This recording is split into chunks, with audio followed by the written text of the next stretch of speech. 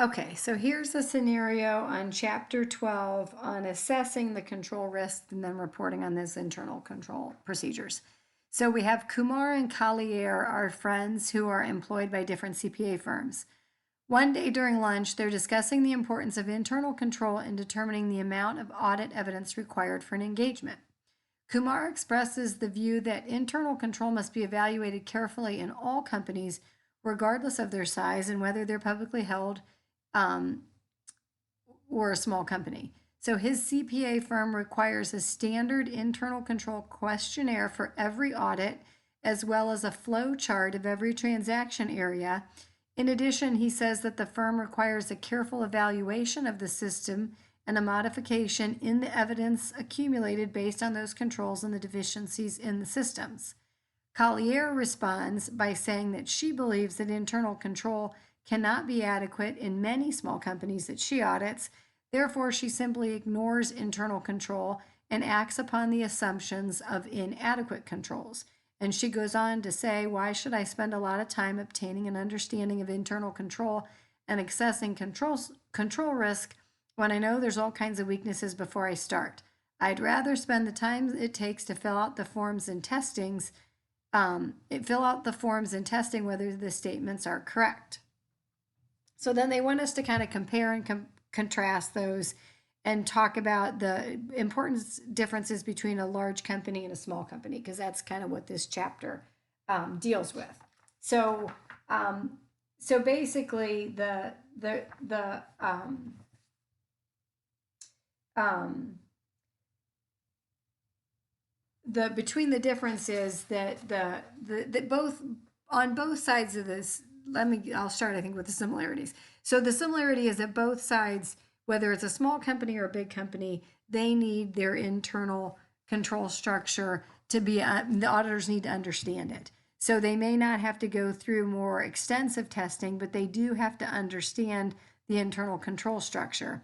And they may go through a lot of the same testings to get to that understanding, or I guess they may not, but they also want to be able to um, identify that um, if there was any major material uh, weaknesses in that, so that they could give them advice. So a lot of times when they do their letter to the management, it's going to include, hey, these are some areas for improvement. So the major thing though with a small company is that they lack a segregation of duties. So a big company could easily segregate duties and kind of have a very checks and balances type internal control procedures in place. Small companies don't have that luxury, so they need to either have an owner of the company who really understands the nature of the business in and out, and they can kind of double check on those things. And that, I mean, that's really probably the most important thing in a small business, is to have that owner or those managers who really do know the business inside and out, so they'd be able to see if there was anything, any fraud that was occurring, or at least kind of identify the risks of those.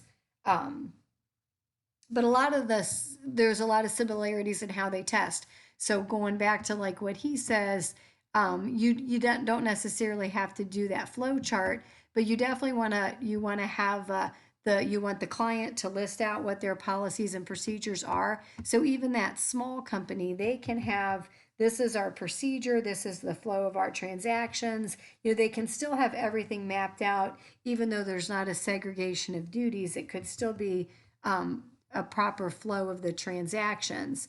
They could flow chart it. You could ask the client to flow chart it, and then you may go back in with a questionnaire to say, okay, this is your process. This is what I could see could go wrong. How are you ensuring that that doesn't happen? But a lot of those things could be prepared by the client, and then the auditor's just reviewing. Whereas Kumar sounds like he's doing that himself on every single audit, regardless of the size or anything. Okay, so then that's kind of the differences between those. Then if we criticize Collier, she's not even trying to gain an understanding. So she's just going into it thinking they're inefficient. These small companies can't properly have good internal controls, so why should I even waste my time testing them? Well, that's also the wrong approach. So she really needs to go into it with a testing to get to the understanding of how their internal control process functions, and go from there. Now then, Kumar, like he may have to do more than the third question that it doesn't, sorry, my picture doesn't pick up on, says what additional procedures might Kumar have to perform if he's auditing financial statements for large companies. So he may have to expand his testing. He's going to definitely want to have a test of all of the key control processes, and then he may have to do some additional testing depending on what level of risk he's assuming. So we talked about there could be inquiry into the personnel who are doing the job. There could be inspection where we actually do a transaction walkthrough or possibly take a sampling of those transactions. There can be observation where you actually go and physically observe the process going on and then maybe do it at multiple times. Like I said, sometimes they do it like at interim dates, and then in year end they'll just kind of double check and make sure everything's still working the same as it always did. You may have to do a reperformance of a transaction using sampling or use it auditing software. So there definitely could be more tests that are required for that publicly traded company just than what Kumar has listed out above. Those are kind of more of the basics just to get an understanding of the internal controls and not necessarily test it for the reporting standpoint where you're going to say you're going to give them an unqualified or an adverse or whatever. Okay, so again, they're kind of on opposite ends of the spectrum, but neither one of them are completely correct.